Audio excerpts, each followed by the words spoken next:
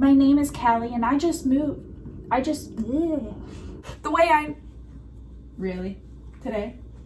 Come on. Mm-hmm.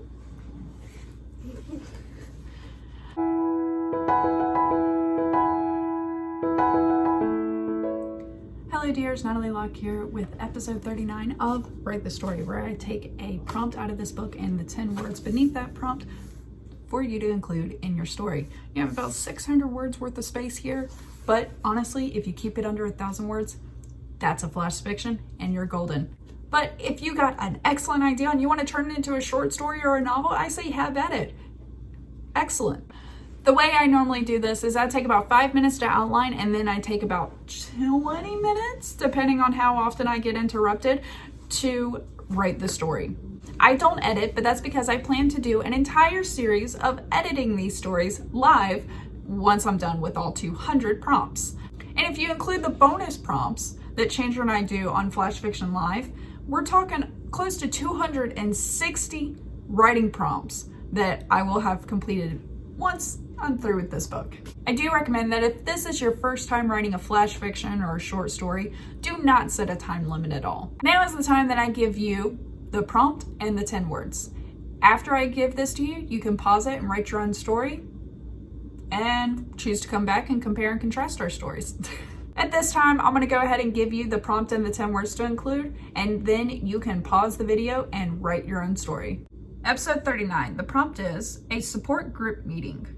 The words to include are novelist, fountain, snow, lady, pastoral, communicate, scene, sprout, carve, and whisper. For my outline, the first word that stood out to me was snow. I was like, I gotta set the scene on the outside because I figured that's probably how I would start the story, is the scene on the outside and my main character walking into a building. So I said snow outside the rec center. And I chose rec center because the title is support group meeting. And I just assumed using a common place for this meeting. And I went from there. After I got through all my outline, I realized I didn't use sprout. So I used sprout back in this first part of the outline where I said the grouse sprouted through the blanket of white. And I ended up keeping that. The next image that popped in my mind was a wall of pastoral paintings. And I kept this in the sense of pastoral painting, but I made it one instead of many. And I kind of like how I ended up using that. For lady, I was thinking there was a lady standing by the refreshments, which would require you to communicate if you wanted the calories. I was able to get lady and communicate there. For carve, I ended up changing it to carved, and I imagine one of the women in this support group meeting had carved her already bite-sized sandwiches even smaller. That's how the picture kind of popped up to me. For whisper, I thought during the introductions of the group meeting, there was a woman there that is practically whispering her own name and no one can hear her. And there's a funny response to that later. About this point in my outline, I realized I didn't have fountain. And I was like, well, let's just put the refreshments next to the water fountain. So I got that there. And it also makes sense if it's a rec center and you're probably on a basketball court practically. For novelist, ended up just the quick glimpse I had was novelists tell you they're a novelist in the first few minutes, whereas writers, you could be at their house 8 times before you even find out they're a writer. And I found that hilarious in my mind, and hopefully I don't offend anybody with that, because it kind of made me think a little bit of the jokes about CrossFit and stuff, like where people in CrossFit will tell you they're in CrossFit right when you meet them. And I just thought it was hilarious. But I ended up keeping that where the main character overheard someone say they were a novelist, but instead of going the route of a novelist will tell you they're a novelist, I went the route of, you'll find out actually. The last word was scene, and I said, what a scene for my first, and then I put the meeting name. But I don't want to say it yet because I used it as the last line of my story. Even though I made slight changes in my outline, such as novelist, instead of comparing novelists and writers, I put novelists still being overheard and a different route with that. And then for pastoral paintings, I made it just one pastoral painting on a wall. Other than that, everything else is straightforward, exactly how I have it in my outline. So I would make the argument that 10 out of 10 words, I didn't change between the outline and the story. And that's okay. And I can tell you, I'm so proud of this story. So let me go ahead and give you my version of episode 39. This is not how I expected my Saturday to go, but Benjamin insisted that I needed to get out of the house before I grow into the walls. Now I've come to this support group. They don't call it that, but that's what it is. I park my four-wheel drive SUV, don a heavy coat, and make my way through the snow to the rec center.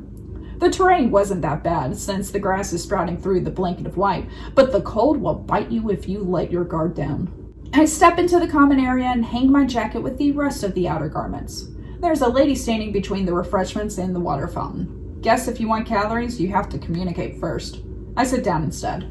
A few women chit-chat before we start. One mentions how she has become a novelist since her kids have moved out of the house. I stifle my laughter. It's like people think the only form of writing is novels. Never mind short stories, novellas, poems, screenwriting, or heaven forbid, a flash fiction. The lady guarding the refreshments calls out, "All right, everyone, let's take our seats in the circle. We have a few new faces in the group. Would you like to introduce yourselves?" I keep my gaze on the pastoral painting outside the circle. One woman stands up as tribute. "My name is," she whispers. Her voice trailed off. I can't even hear her.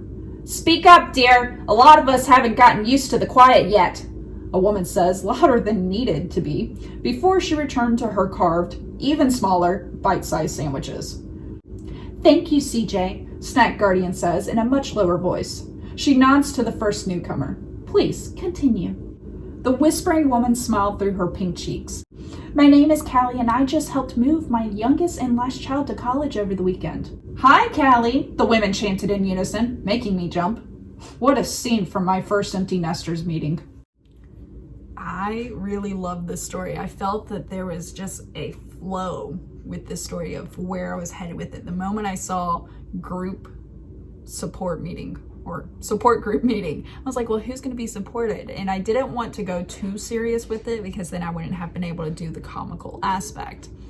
So I just had this image of a woman, maybe she's home so much that in retirement that her husband's just like, stop, like get out of the house, do something, enjoy your life, go live, okay? You don't have kids to take care of. And so she goes to this meeting and she just finds comedy with it left and right between the refreshment guardian, the woman who's whispering, and hopefully you got some of the tidbits I gave you, such as, first off, the husband kicking her out of the house. It's like, well, why would he do that? Well, because they're there all the time. The talk of one woman saying she has become a novelist since her kids moved out of the house, and whispering woman who just sent her kid to college. The last one where the woman CJ ends up chiming in, telling the whispering woman to speak up because the rest of them are not used to the quiet yet. Like that, all those little tidbits of being empty nesters. I will say, I think I did better in conveying age and where these women were in their lives than I did in episode 37, linked here, where the prompt was "A new love blooms in old age." I think I did a lot better showing the age of this crowd than I did of my main character, Sandra, meeting the guy, Barry. Little things you just get better with. Or sometimes the story gives you a chance to be better. So there's that. Let me go ahead and give you my least favorite line. So my least favorite line, I think my least favorite line, just because I stumbled over it and I felt like it really wasn't added value, but there is one part of it that is added value, but is I park my four-wheel drive SUV, don a heavy coat, and make my way through the snow to the rec center. So it helps set the scene, but I think probably what I could do is cut the four-wheel drive SUV because that really is no added value. I recognize I threw it in there because of the snow and I'm trying to convey the idea of snow before I even bring up the snow. But honestly, the vehicle really has no added value. The coat has added value, because the next line where it says, but the cold will bite you if you let your guard down, that explains the coat. And the making the way through the snow to the rec center, that's setting the scene. So those two parts of the sentence are needed. That first part, I'm probably going to delete when I go in editing. So 4-wheel drive SUV, you're gone. That's what I find interesting about that one sentence, is that at first I saw the sentence and I said, I don't like it. Then I was like, well, the coat's important. Then I was like, well, the snow, going through the snow to the rec center is also important. It's setting the scene of where we are. And then that's when I realized it's not that I didn't like the whole sentence. It's that the first part was bringing down the rest of the sentence. So that line now could read, I don my heavy coat and trudge through and make my way through the snow to the rec center. That is a strong sentence, and it sets the scene for the rest of it. And we also get a little insight to the character. She's prepared and she knows what she's doing. She's kind of used to living in the north, so you can imagine it might be in the north. And in a way that it could also show her age a little bit, because someone who knows the weather in this area they're in, going, yeah, there may be grass sprouting through the snow, but I know it's still freezing, and so I'm gonna wear a heavy coat to get through just the short walk from the parking lot to the rec center. I think in a way you could discern that she has lived there for a long time, thus she is probably older and her kids are grown. So, especially when you reread on the back end. Now to my favorite line. My favorite line is CJ's line. I feel CJ's line is that comedic relief. And there's also that friend that goes, you know, speak up, sweetie, we can't hear you in the back. It kind of makes me think of Finding Nemo when the starfish is pressed against the window and she's like, everyone here. And they go, can't hear you, Peach. And then she goes, we got a live one here. And if that, by the way, if that quote is spot on, I have not watched that movie recently, and my memory is better than I thought it was. My favorite line is, speak up, dear. A lot of us haven't gotten used to the quiet yet. I don't know why I gave her an accent, but I really wanted CJ to convey a lot of sass and a lot of like, hey, we've been here, like some of us are not used to quiet. There's actually been stories of people who are empty nesters where they have to play something in the background because they are so used to a house with noise, having kids, that when there are no kids there, their anxiety goes up. Because quiet, when you have kids, usually means there's something wrong, but their anxiety goes up. So now they go about their day always having something on the TV, radio, some type of noise going to help them adjust to not having kids in the house anymore. I will join the ranks of empty nesters in approximately 14 years, which is actually not, oh my God, that's not that far away.